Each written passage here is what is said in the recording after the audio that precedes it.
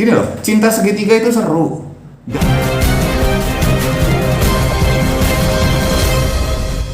Gini loh, cinta segitiga itu seru. Dan sayangnya gitu, maksud saya seru ini kalau kita bicara dalam dunia selebriti, masuknya ranahnya ranah sensasi, adalah menghasilkan sesuatu yang sensasional sehingga menjadi fenomena yang sensasional, jadi fenomenal untuk diikutin orang-orang. Dan buat banyak masyarakat Indonesia, sesuatu yang fenomenal itu kayaknya karena kita kepo kuadrat gitu, kepo tingkat dewa lah orang-orang kita lah ya, termasuk saya kadang-kadang gitu. Nah, yang terjadi apa? Ini konsumsi yang seru. Padahal ini kan sebetulnya cuman katakanlah drama seolah-olah kayak si cinta segitiga ya. Jadi kalau misalnya dibilang bahwa ada ini lebih suka sama ini lebih suka ini, itu pertanyaannya adalah hasil gorengan netizen sendiri karena karena hidupnya mungkin butuh drama untuk diseru gitu ya, atau atas kepentingan siapapun di balik mereka, apakah produser, apakah manajemen segala macam, karena memang harus ada sebuah rating yang naik. Itu aja sih yang saya lihat. Kayaknya tidak ada yang pernah bisa membaca hati manusia, termasuk orang yang bilang bahwa bisa baca mikroekspresi, baca bahasa tubuh segala macam, nggak bisa baca hati manusia kecuali ketika mereka saling berinteraksi. Kita bicara selebritis yang biasa melakukan hal tersebut, gitu, pegangan tangan itu biasa gitu ya. Walaupun suap-suapan, disuapin gitu makan. Disuapin makan itu bisa jadi merupakan penanda. Tapi ketika itu benar-benar ditampilkan di depan publik, itu sudah jadi exposure namanya. Bukan lagi merupakan sebuah komitmen, bukan lagi merupakan act of love aja. Kalau act of love itu diem, lagi gak ada yang lihat, suap-suapan boleh. Tapi kalau ketika ada kamera dan mereka sadar ya ada kamera gitu, suap-suapan, kalau saya akan bilang bahwa itu ya memang untuk konsumsi kamera, untuk apa lagi?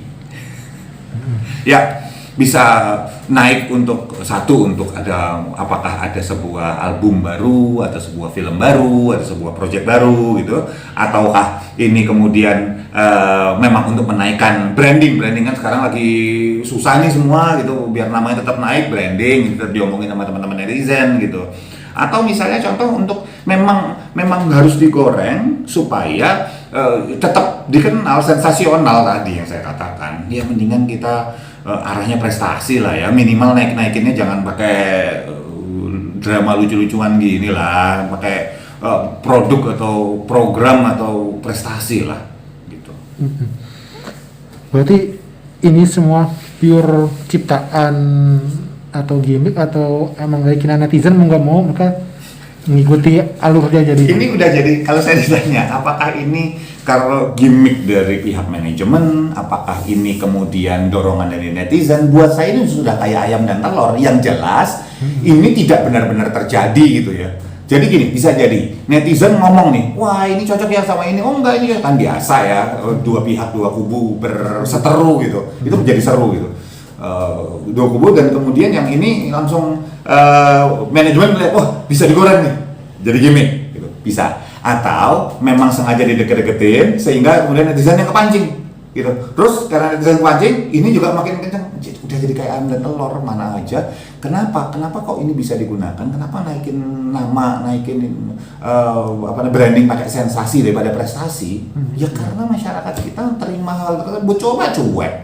Ada dekat, so what kalau dia dekat, ya urusan dia lah gitu. So what kalau ini dekat, urusan dia juga. So what kalau mereka cinta segitiga, biasa di dalam kehidupan, kayak hidup lo aja juga kagak pernah gitu. Pernah juga kan gitu. Ya udah, bedanya mereka public figure.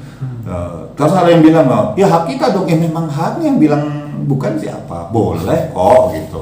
Tapi pertanyaannya adalah akhirnya banyak artis, banyak selebritis yang kemudian menaikkan ratingnya, menaikkan brandingnya dengan cara sensasi, bukan prestasi. Itu yang kemudian jadi membuat kita jadi nggak banyak belajar gitu loh. Kita nggak melihat sebuah tayangan yang edukatif. Mas, ini kan buat hiburan. Loh, apa salahnya hiburan?